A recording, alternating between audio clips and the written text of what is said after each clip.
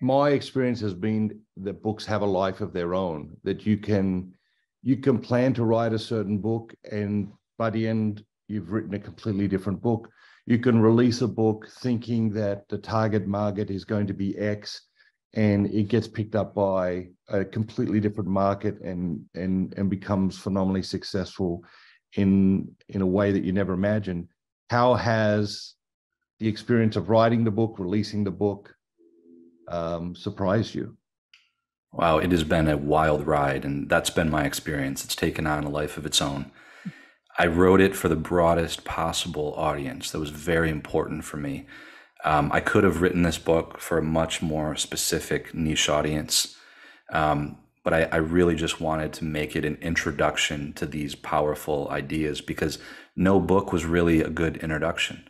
I was really struggling to recommend. Rene Girard is not easy to read. And I said, this book, I just want to be an introduction and I want people to apply it however they want to apply it. If they want to apply it in a business context, in a psychological context, fine. If they want to apply it to their spiritual lives, they can do that. What's a book that I can write that will just resonate with the widest number of people? The timing was very good because this book came out in the summer of 2021 at the peak of the crypto bubble, the peak of all kinds of mimetic things happening in the country. We had the pandemic, we had the stock market going crazy. Just it seemed like a very mimetic time. And the book came out in the summer of 2021, and it got picked up very strongly by the investing, finance, business community because it was helping them make sense of what was going on in the world, including all kinds of scapegoating things that were happening in the political world. So it got picked up, and I ran with that, and then that was probably the first 6 to 9 months of the book. And then other people started to realize, well, there's actually a lot more here. there's a whole aspect of this that applies to relationships and to the spiritual life. I talked to Bishop Barron about the book. So my editor told me, he goes, Luke, a lot of books these days, they come out of the gate and, they've got 2 or 3 months, kind of like a movie. And, it either sells or it doesn't, and then everybody forgets about it and moves on. This book is a total opposite. I don't know if it's because many people have told me they have to read it more than once. I don't know if that's a compliment or not. But I think it's like a slow burn. And I think there's more and more that kind of sinks in, which is why here I am, almost 2 years later, having a conversation with you that's unpacking new things in it, and in Girard's insights that I probably never talked about in the last 2 years. And that's kind of the beauty of it. It's a very rich theory. So the book is evolving. That life of the book is evolving, reaching new people, and that's been extraordinarily satisfying. That's fantastic. I wouldn't say you have to read the book more than once.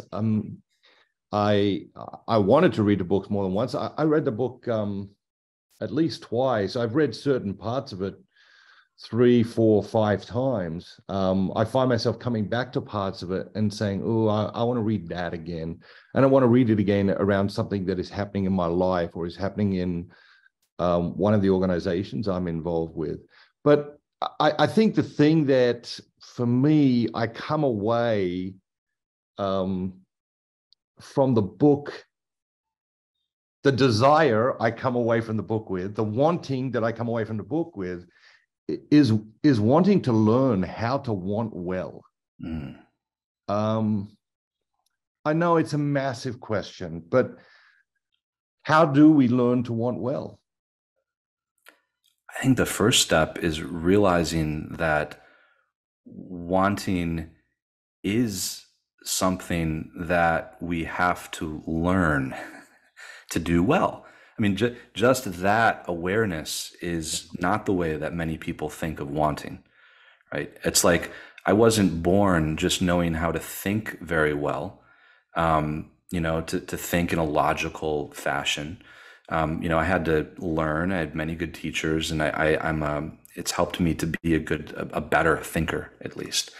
And desire is not that much different. We all undergo an education of desire, and that education can be disrupted by various things, right? We can have an education in desire where we learn certain virtues, for instance, And, you know, in order to acquire a virtue, you kind of have to want the virtue, like patience, or whatever it is, or fortitude. And that's usually the first step in acquiring it. You find a good model, somebody that has it, you learn from them, you spend time around them. And that's that process of growing in that desire for those things that make a good life is an education in desire. And that education can go totally haywire. You know, I can get on social media and now I've got a billion teachers of desire, people modeling desires to me all over the world. And that can really be a distraction for me, or interfere in that process of learning to want well. So it's, and there's no better school of desire in my view than the Christian spiritual life, right? And within the church, I think of it as truly a school of desire, in its historical aspects and in the sacramental life, and realizing or viewing sort of my journey as a journey of desire. You know, I want things today that are very different than what I wanted when I was a young, 25-year-old entrepreneur. Today, you know, I have what I refer to in the book as I've discovered some thick desires as opposed to thin mimetic desires. And these thick desires involve my family, you know, and relationships with my friends. And my wife and I have our first baby on the way. And I have this thick desire to be a father that I'm experiencing for the first time, that I didn't even know that I had inside of me, and how strong it was, right? Very beautiful one. So these new desires are being unearthed right now. And I find myself in this beautiful journey of desire, where I'm constantly realizing the depth of some of my desires, specifically around family life right now. But I mean, I think all of our lives are kind of that journey.